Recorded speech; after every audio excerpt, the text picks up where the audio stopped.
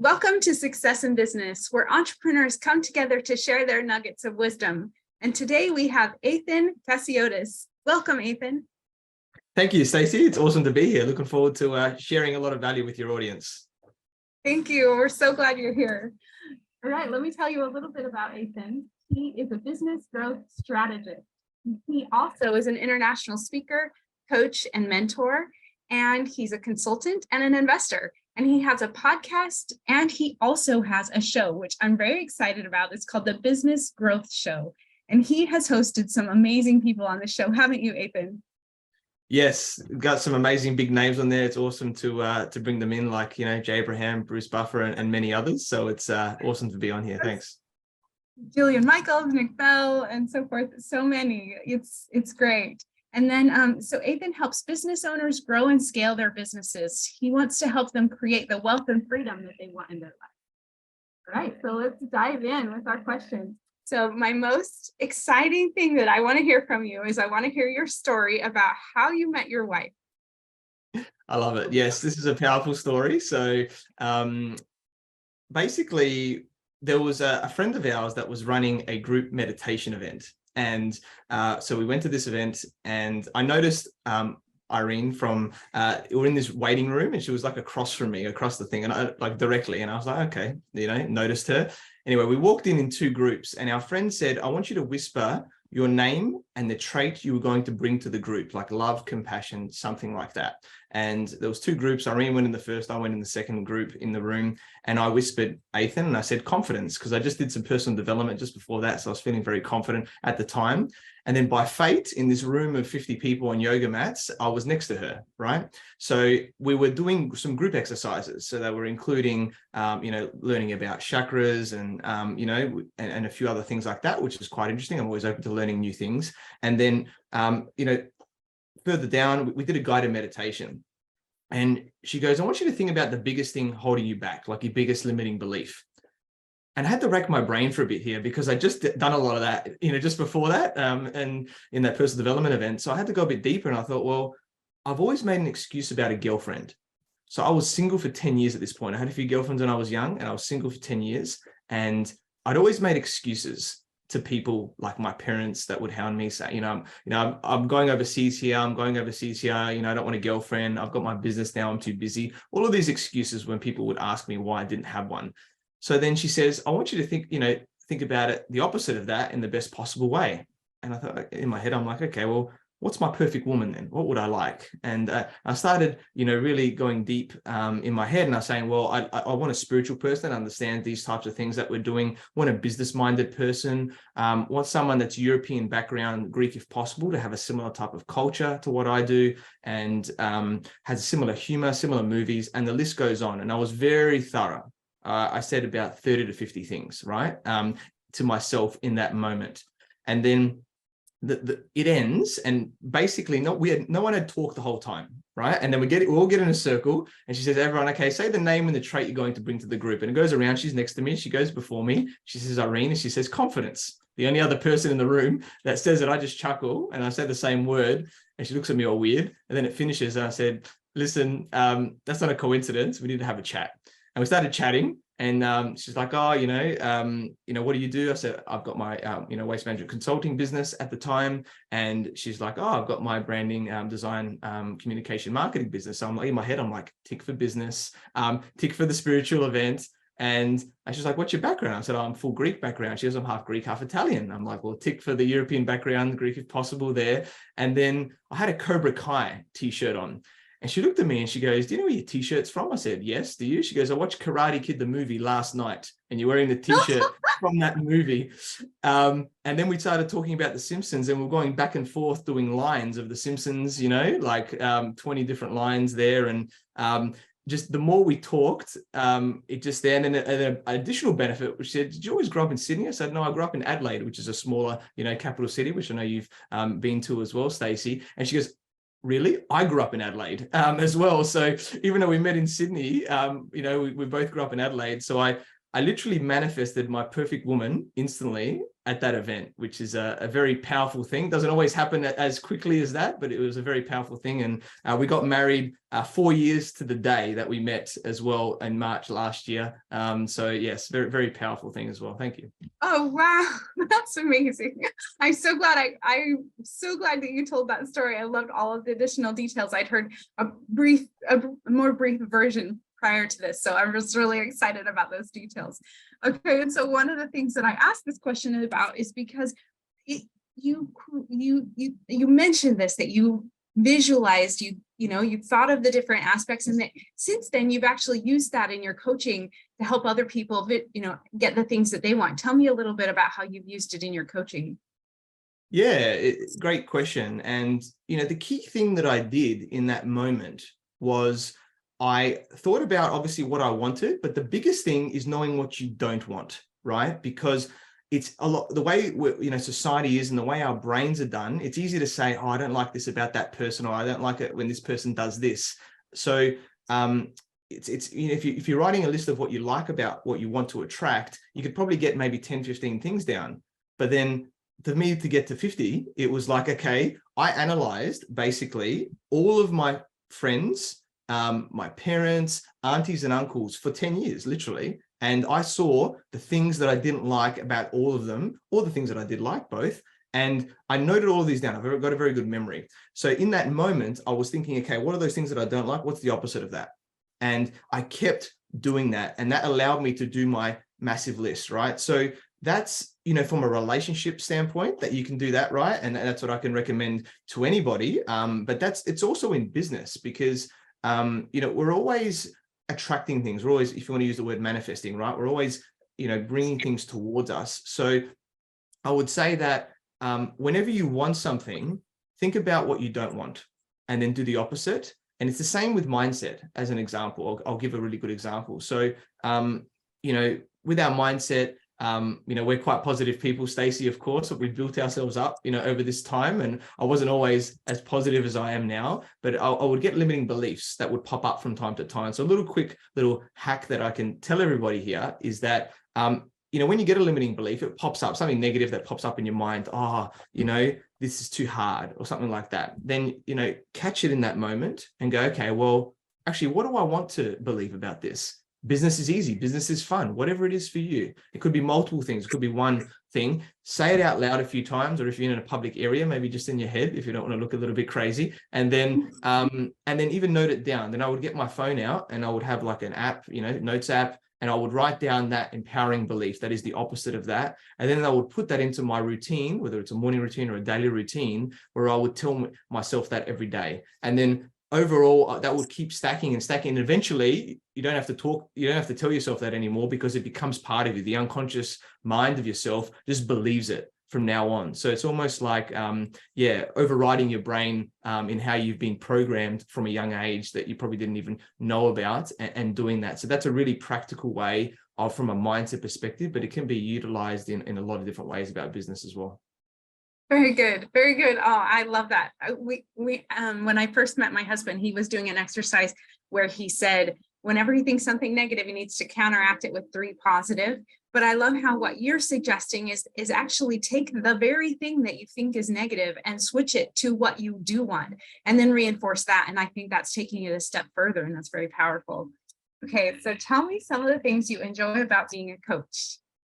Yeah, coaching's awesome. There's a lot of different elements of coaching. So I think the biggest one that a lot of people love doing is helping others. I think generally as humans, we all love to help people, whether it's a small thing or a bigger thing. So to be able to get, shifts in people, whether it's their mindset or in their business, is really powerful to do that. And, I've learned NLP, so I'm an NLP master practitioner.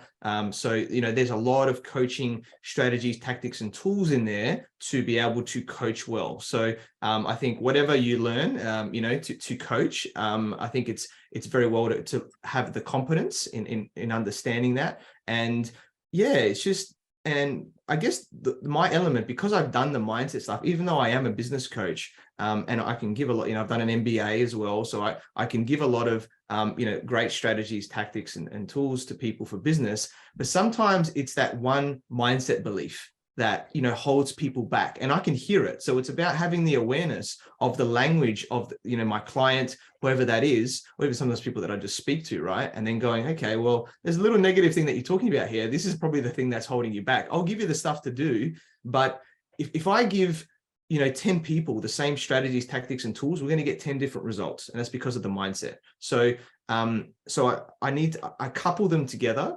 And, for example, I had a session with a recent client, and I realized this big limiting thing. I did a whole session on mindset with them, and they said this one session was worth the whole 12 months with me. Right. And that's not to brag, but that's how big it was and how big I noticed it. And it was, with them for a year or two, before we started working together. And then, bang, they just switched it around and they had their best month, right? Just after we started working together and did that. So, it's powerful when I can get awesome results for that for my clients, which translates to, business results in them growing their businesses, more profit, be able to hire more people, and get a great culture, in their company where people like to work, right? And business isn't always for everybody, right? I'll say as the entrepreneur, it is challenging, right? To do that. That's why we need coaches and mentors to help us. Some people just want to be an intrapreneur or a number two in a company, or they want to work for someone. So I think it's our duty as the business owner, as the entrepreneur, to have a great culture where people love going to work, right? You don't want to hear these stories about people hate going to work. You want people that love going to work, where you've got, a great team together and everyone's, working towards the same mission and purpose as well. Excellent. Excellent. Yes. Oh, good. You brought that full circle from being a coach to being an entrepreneur and a business owner, and the whole experience. That's very powerful. I love how you talked about that. So the things that you enjoy, and then what are the hardest things about being a coach? The hardest things. Yeah, it's an interesting one. There's a few things here. I think right now the market is a bit flooded, I will say, right, about coaching. So there's a little bit of, and then there's some coaches that maybe haven't had the NLP training or haven't had certain trainings about business and learning. Not everyone has to do the MBA, right? But learning about things. So I think some people, it's easy to become a coach now. Like there's minimal barriers to entry, and people have had bad experiences where they've invested X amount of money into a coach and they haven't got certain results. Now, arguably it could be the person that actually did it because of their mindset. They didn't do the actions to get the results. So it's not always the coach's fault, but was the coach aware enough to be able to help them to get over that, to then take the action, right? To do that. But I think there's a little bit of connotations with people going, I tried it, didn't work. I'm a bit hesitant or things like that. So I think, it's just getting people over that, going, there's a lot of great coaches like us out there that really want to help people, and using your intuition, your gut feeling about, this person feels right to me, and then, follow them. And I have multiple coaches. So I think that's a tough one. And obviously people linked to what I just said is not taking the action, because you can give them the path, you can help them with the mindset, as well, which could be holding them back. But if they're not taking the action, then they're not really going to get the results. So that's probably the hardest thing, but I do go over and above. I'm like, how can I do this more? Can I do things in between sessions? Do I go over and above and do extra things that I think will help them to take the action? So I think sometimes it's that, and just not focusing on the people that, don't want your services. That's fine. It's not for everybody, right? And just, really focusing on where you want to help people and attracting those. Yes. Yes. I love how you focused on that. And one of the things that brought to mind when you were talking is, what if someone is kind of on the fence about coaching? Like they're not opposed to it, but they're kind of like, I'm not sure if it's worth it. Speak to those people and kind of help them see what the value is of hiring a coach. Yeah, coaching is everything, extremely beneficial. And this can be for business, or it can be for all areas of life. I'll just say here. So I have multiple coaches in business and in life.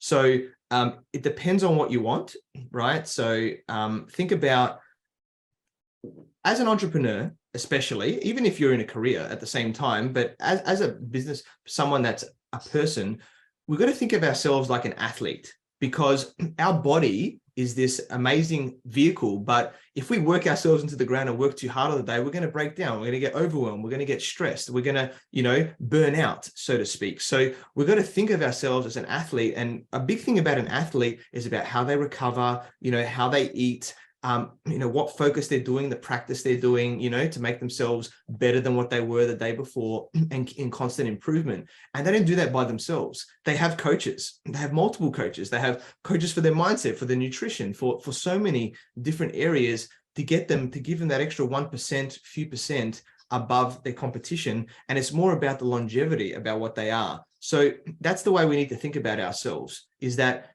we could try and do it ourselves, but it will probably take us 10 years to do something. Why waste this thing, time, which is our most precious resource, right? In this world where we only have a certain amount of that. We don't know, hopefully we live a lot longer, there, but we don't know how long we're going to live and how long we'll have, with our kids, if we choose to have a family, or, whatever that path is, just to enjoy life. So that time is extremely precious. So why not invest in coaches, whether it's for business, for mindset, for specific things, for relationships, whatever it is, for your life, to then go, what's the shortcut? What's going to give me the mindset shift? What's going to give me what I want quicker? Instead of taking 10 years, maybe you take 3 years or 1 year to get to that point. And then you're like, awesome, I'm now here. I've now got all that extra time to enjoy my life more. And that could be different for everybody, whatever that is for you, that freedom element that you want to enjoy your life. Like, that's a no-brainer to me. I think the biggest investment is the investment in yourself.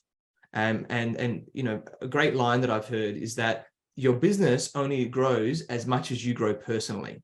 So you need to grow yourself to be able to grow the business. And this is why that mindset element is so good, but understanding all of those different areas, because, if we're not growing, we're dying. So we need to constantly be improving. And it's hard to see the issues when you're in the box, so to speak. You're in the container. We're in this vessel. We only see the world a particular way. So when you have a coach that is, and there's coaching and mentoring, but basically asking the right questions to you to invoke different things, a way of looking at things, or then potentially later giving some suggestions, is the perfect way on how a coach helps you, because then they all of a sudden start thinking differently. And then I've had, clients where I can know the answer straight away, but I will ask the right questions, so then they come up with the answer, right? And that's how a really good coach does it. And all of a sudden, like, wow, I've been thinking about this for 5 hours last night. And then, within 20 minutes, they've got the answer. It's because I help them think about it differently. Or if they need a bit of help, I'll give them suggestion and lead them in a particular way. So I think this is the power of coaching. And I wouldn't be where I am today, without it, where I've, built big businesses, helped, worked with big companies, and, my podcast, and just a lot of things, my speaking. Like I just spoke on stage, in front of 1,000 people in Los Angeles, and I wouldn't, I wasn't born like this. I've been learning how to do that over the last 3 years, building my confidence levels of exactly how to do this, layering on through coaching and mentoring on how to get myself to that point. I would be nowhere near where I am like today, and it wouldn't be as polished without that. So whatever you want to master, to be better in, find coaches, mentors that will help you to get there quicker. Excellent. Excellent. Yes, you attribute your growth, how fast you were able to grow, and how you feel like you're more polished now, to your coaches. So you could see the evidence, like, yes, this is powerful in my own life, because I live my advice. I get coaches. Like, a lot of times people don't always take their own advice. And so I think that's powerful. And along with that topic, I would love to hear you share a success story that you've had with coaching. Yeah, great one there. So success story, there's a lot of success stories there. I think a biggest one that I can think of now, that there's so many, but what's coming to mind right now is my podcast. So sometimes we just need a coach to believe in us a little bit, because we don't believe in ourselves, so to speak, right? So it's like you sort of want to do it, but there's a bit of lingering stuff, or maybe you've been thinking about doing something for a while, but you're just sort of putting it off, right? Whatever that is. And sometimes you just need to say to someone, you're going to be awesome, you're going to succeed in this, do this now, commit. And then all of a sudden you're like, okay, I'm going to do it. And it's making that conscious decision, that commitment in your mind. That's the key thing that you take from that. So one of my coaches that's worth a lot of money said, you need a podcast, you need a show. And I was like, okay, I think everybody's been thinking about a podcast for many years, right? And this is like, 2.5 years ago. So from now, when I started, towards the start of COVID, basically, period. And I'd been thinking about it for years and everything like that. But then when someone successful says, start a podcast, start a show, you need one. I'm like, all right, well, this person's worth hundreds of millions of dollars. I'm going to listen to them because they obviously know more than what I do in this area. And I made that conscious decision to commit as well. So I think that's important because I think there's like less than 1% of podcasts go more than 100 episodes, right? Because most people don't commit and they just phase out. So just be aware of that. And whatever you do, it's all about commitment. So that effort there, and it was like, you can interview me. This is how you do it, how you set up very quickly. So I was given, the simple steps on how to set that up. And what that's created now is my business growth show. We've already mentioned that I've interviewed so many big people, and that grew over time. So my relationships and my network is extremely large now. I've interviewed over, say 140 odd episodes now, people, and counting, and I'll continue to do it. So so diverse in all of those people. So the relationships I have globally now, from those relationships that I can, look at partnering with, or, look at connecting and adding value to, and all of that is massive. So I think that has been a massive thing for me, just giving me that confidence, that little push to make that commitment to myself as well, to start the podcast, because now there's a lot more options. And now, if we talk about branding a little bit in business here, is branding and about authority, about being different, right? And being on podcast episodes is a great way of branding, like speaking is, and other things like that.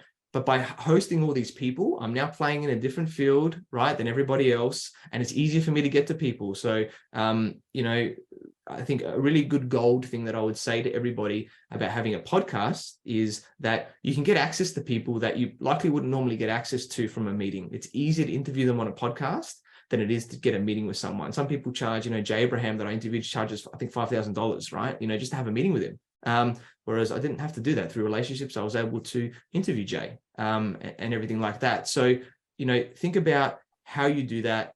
So I think that was the biggest thing. So now I'm able to go, okay, how can I be more strategic? How can I add more value to these people? How can I potentially partner, leverage these networks and connections, and take myself and my business and everything else to the next level as well.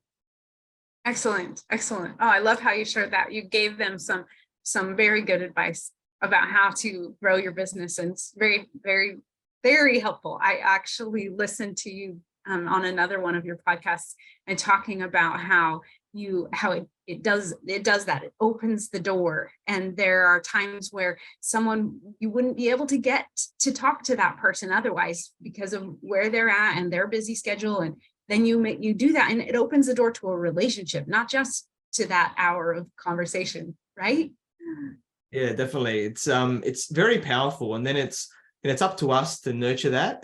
But there's the law of reciprocation, like anything, right? When we help somebody, whatever way that is, we naturally want to help someone back. How can I help you? Now, it might not be directly doing business a lot of the time initially, but that you might have to nurture that. But it could be just connecting you to somebody else, as an example. It's like, I know you're connected to this person. Can you connect me to this person? Now, it may not happen sometimes, so just be aware of that. But if you do it in the right way, and they have a great experience, that's a great way to do it. Or if a simple way, like with us, Stacey, if two people have podcasts, you can do a podcast swap as well, right? It's a great way to help each other out, get into each other's audiences, and give a lot of value in that way as well. So there's a lot of benefits to it. And building relationships, I think, is the biggest thing. One of my coaches says that 70% of your time should be focused on building and monetizing relationships. 70%, right? So a podcast is the channel to be able to build new ones in that way. So that's the power of it. Even getting on other people's podcasts is a great way to do it, but think of ways that you can add value to people, and your business and your opportunities will likely grow as well. Very good. Excellent. Okay, so now we're just going to ask a few fun questions. So what is a book that you've given as a gift, or that you would give as a gift because you love it so much? Yeah, that's an interesting one. Recently, I'm just reading right now, actually, a really powerful book. And I know you'll love this based on your business name and everything like that as well. It's a book by Mo Gaudat. I think that's how you say his last name, who was the former chief business officer at Google X. And the business is called Solve for Happiness. Or Solve for Very cool. Solve for happy or solve for happiness? I've got to confirm which one, but you'll find it. I think it's happiness.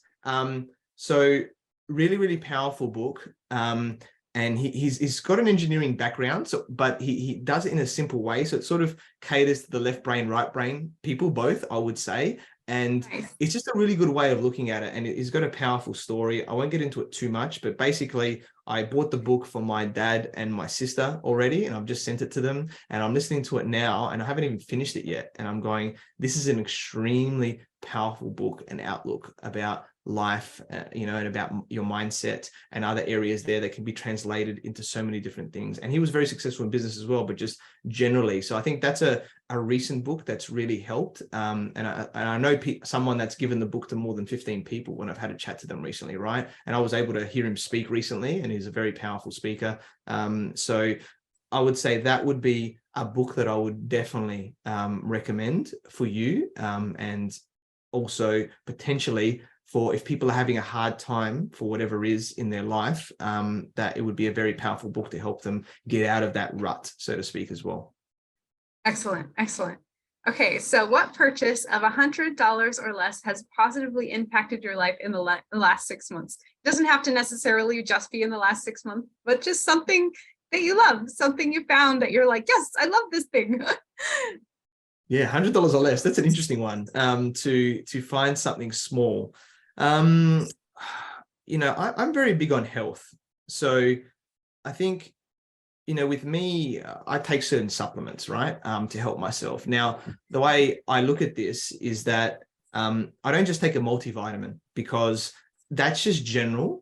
If I'm going to take something, it's for a reason. So I have, something that I need to counteract or whatever that is. And, it's really powerful. So one thing that I take that is less than $100 as a bottle is curcumin.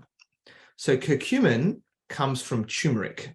So turmeric is, cousin to ginger, but 3% of turmeric has curcumin in it. So this is the pure curcumin element. So I think it's CURCUMIN. That's how you pronounce it. And I actually get it from the US because it's a very good brand called Biomore, the one that I use. But basically, there's a couple of different ways to look at it now, because I want to explain this quickly, right? So curcumin does like hundreds of things to the body. It is the strongest natural anti-inflammatory, and there's always inflammation in our bodies. So without having to take prescription stuff, it's a very strong one. It's very good for arthritis.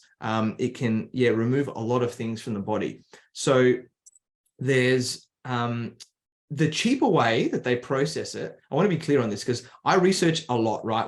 I research like over 10 brands when I get something, right? I don't just find the first thing. Unless somebody recommends it to me, I might only look at a couple.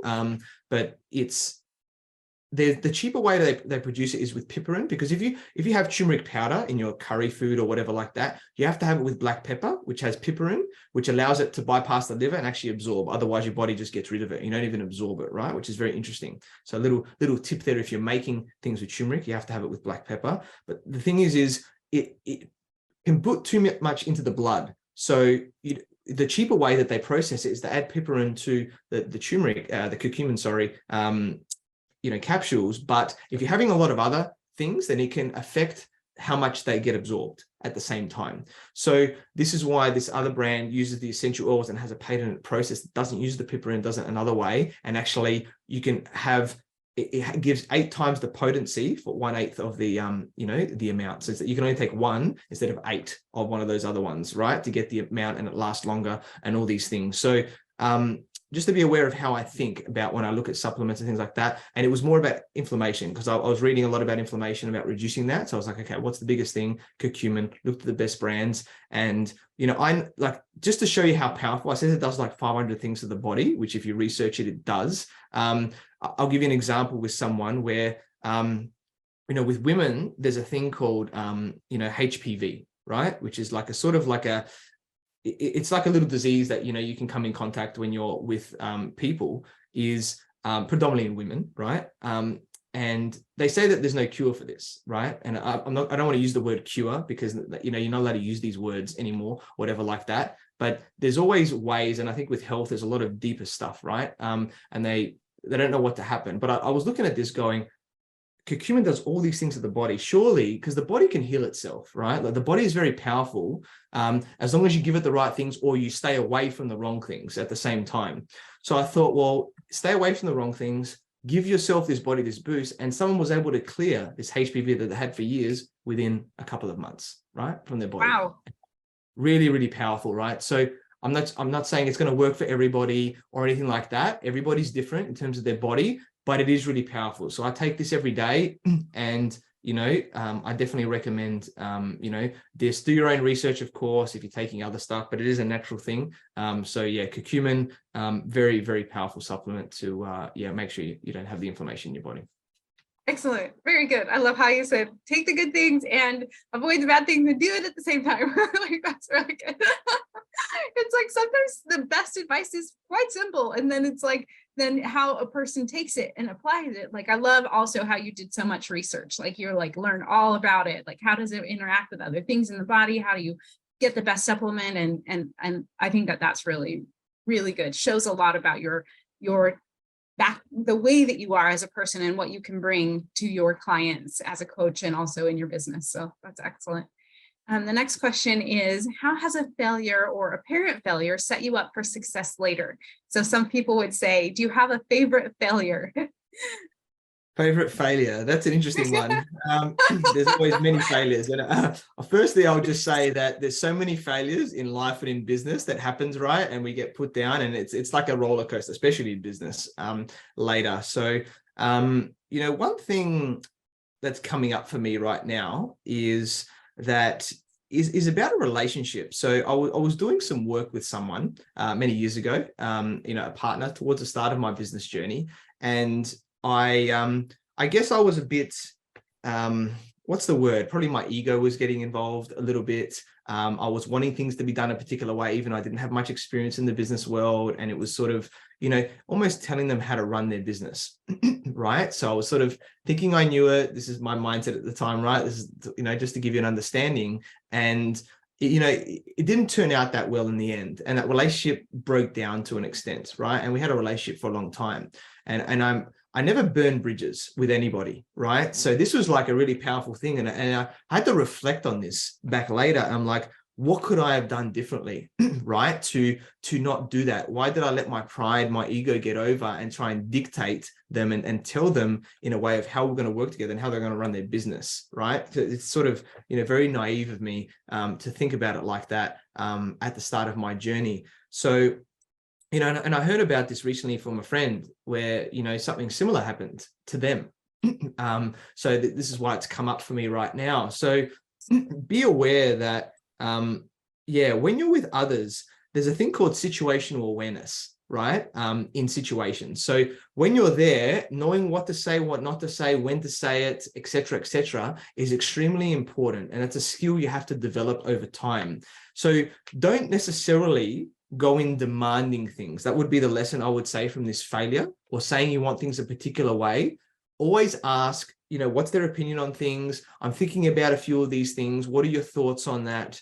Make it collaborative in what you do, because if you do it a particular way and it, hits a button, or it's, like that, depending on their personality, there's so many different variables that could happen here. But think about it from a collaborative perspective, that you want to just discuss things and get their thoughts on it, try and get their thoughts first before you put it in and discuss without making decisions. I think that's going to be the best way if you wanted to do something a little bit different in those situations. That's about any relationship, really, not just a business relationship there. So that would be a big failure that, I'm aiming to work back, to that relationship. And I'm sure I'll see that person around as much from time to time. But that's one thing that, I've made sure now that, but that's a good lesson, right? It's, you fail something once, but you don't do it again after. So I learned the lesson, analyze what happened. And I'm like, okay, when I do relationship now, I want to make sure that I don't break any other relationship down with the way that I'm doing. And, as I've done more work on myself and my mindset and my ego and releasing that, I'm able to now be better in how I, am generally and with relationships. Excellent. I think that recipe that you just described shows us how you can take any failure and make it be a favorite failure. Like, you learn from it, you grow, you change, you develop, you become the person who doesn't do that thing anymore. It's gone. And so I think that's really good, the way that you described that, what steps you took and how you learned from it. That was really good. All right. So what is one of the most worthwhile investments you've ever made? So it could be money, time, or energy. Worthwhile investments. The quick short answer, which I won't answer, is just investing in myself, of course. But we've already talked about that today. So I'll do something else. We've already talked about coaches and mentors as well today already. So that could be the good answer as well, because I think, coaches and mentors, is a big one, definitely. But I want to talk a bit more business and wealth now, I think, because I've already talked about that stuff today. So I think learning about investments, right? About how to invest in companies, in properties, things like that is important, because the money you make from your business it's not just about how much you make, it's about how much you save and then how much you invest to make more money over time and be able to make money when you sleep, basically, right? Where investments are growing, because you don't want to work till you're 100, like slaving working. I'm saying, like working long hours and things like that. You want to get to a point where you're just enjoying your days. You're enjoying the work that you do. It doesn't feel like work, and you've got money coming in and you can live your life. Whatever that looks like is always different, right? To everybody. So, that freedom element that you have. So, understanding investing. And for me, I like companies, businesses, because I think business, it's a bit more risky than, say, a property investment. Property, if you know property, the areas, and it's a good area, it goes up over time, right? There will be dips and ups and downs in the market, but statistics show it will go up if you do a long-term type hold on that property. Now, with companies though, there's a lot more exponential growth. However, there's a lot more risk, because a lot of companies fail. We know the stats, right? There's huge amounts, right, of companies fail. It's like less than 10%, make it to certain points and things like that. So understanding that realistically, it's the founder or the the leadership team within that business that is the key thing about if that business will succeed, and then who they have supporting them, who their coaches and mentors, their advisors are, et cetera, et cetera. So learning that and investing, in a big company is going to be, a massive one. And I would say that, QP for me, as an example, is the social media platform is a massive investment I'll be able to do through an investment group that I've part of. So this, social media application is going to change the game, because I know with a lot of us, there's a lot of complaints about Facebook now getting too big, and what's being put on there, and Instagram, and YouTube, and all this stuff. There's so many ads going on there. You're just bombarded a lot of the time, and even it's harder to run ads. Like it's more expensive now if you're on the business side to run ads through these platforms. You don't control the algorithm. Not many people see your posts. There's all these challenges, right, with social media. They've grown into these beasts. So QP is really putting the how do I say it? The power back into the creator, where we control the algorithm. And it's not about ads, it's about putting, high level content,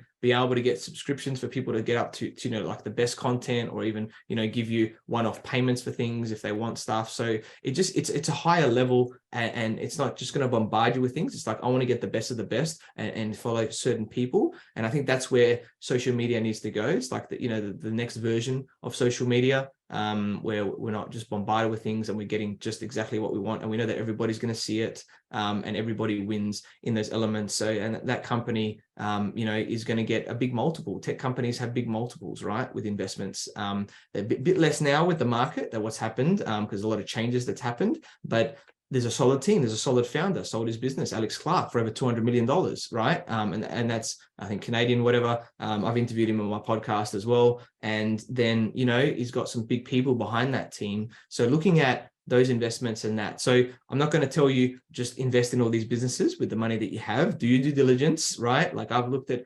hundreds probably of businesses that I've done and invested in, 2 of them, and some property stuff as well, right? So, look at that. But I think that's going to be a best investment, not only because, and also invest in things that you enjoy, right? Or you understand, because I use social media. I'm a content creator. It's perfect sense for me. Invest in something that I think will work. It is, I can see I'm one of the pain points in the business. And, it's really going to change the game. And not only is it going to get a great return for my wealth when eventually, right, that I sell them or just they grow over time, those shares, that's going to be massive. but it's also like what I can do with that business, and be a big part of that, that growth, being on the inside, being an investor, to really maximize my potential to help more people, globally as well. Excellent. Oh, that's so good. Yes. Yes. So look up QP if you haven't already. It's fantastic. I'm also QP, got a channel. I was going to say it's qp.me for everybody here. So those, yes. qp.me, okay, for find Australia. it, and you can, for everyone to download that and do it. But yeah, awesome that you have a channel as well. Stacey, it's definitely going to change the game. Yes, yes. Okay, so we're going to wrap up with our last question, and this one's really fun. If you could have a gigantic billboard with anything on it, how, kind of a metaphor, what would you want to put on your billboard, that a message that you could touch millions and billions? What would your message be? Yeah, great question. I like this one, a bit more interesting. So I think I would do my key line that I tell people now is design your growth and results. So I'd probably have like a picture and make it look cool, of course. But in terms of the line, I would say design your growth and results. And let me break that down a little bit more here. So design your growth. So a lot of that's got to do with like personal growth at the same time. So like your own growth that you're doing there. So designing it, going, how do I want to grow? Who am I getting to help me with that? My coaches, mentors, and everything like that. And then help you to design who you're becoming, upgrade your identity as an example, and growing your mindset and everything like that. That's part of that. And then the results you get because of that. So as you're growing and you're focusing on your business and areas there, then that will grow and you will get results because you're taking the action. So really being intentional, I think is a key word there. The intentions are everything. Knowing exactly what you want, knowing what could potentially hold you back. Let's remove that, enhance that, and then go, okay, let's break that down. And as the coach did, you work out what that end result is, and we work backwards from there. And you give the steps, and that's what a coach does to help you go to that next level. So that's the message that I would do, design the growth that you want, and then that way you will get the results that you want in your life and business as well. Excellent. Excellent. I love it. I love it. Well, thank you so much for joining us today. I'm so glad that you were willing to be on my show, and I'm actually excited to be a guest on your business growth show in the future. So thank you for that. Yeah, thank you so much, Stacey. It's been a pleasure, being interviewed by you here today. It's look forward to interviewing you as well. Great interview, a lot of great questions. Getting a few different things from me. That there's so much there about people, and I think it's always about the great questions. I'll just say that if anybody wants to learn a bit more about me as well, you can just go to my website, which is athincassiotis.com, ATHINCASSIOTIS.com. And I've got a free ebook on there. You can learn about mindset and other areas about business, and other things and all those other areas of business about me. So go check it out, or find me on all the social platforms like Facebook, LinkedIn, even QP now, like we've mentioned, and that to feel free to connect, because I'm always there to help people. And if I'll aim to help you, whether it's directly or even potentially pointing you in the right direction, to somebody else who I think could help you better as well. So, and thanks a lot, Stacey. You're a great host, and looking forward to continuing our journey together as well. Thank you, Athin, and thank you all to our audience for watching, and everyone have a great day.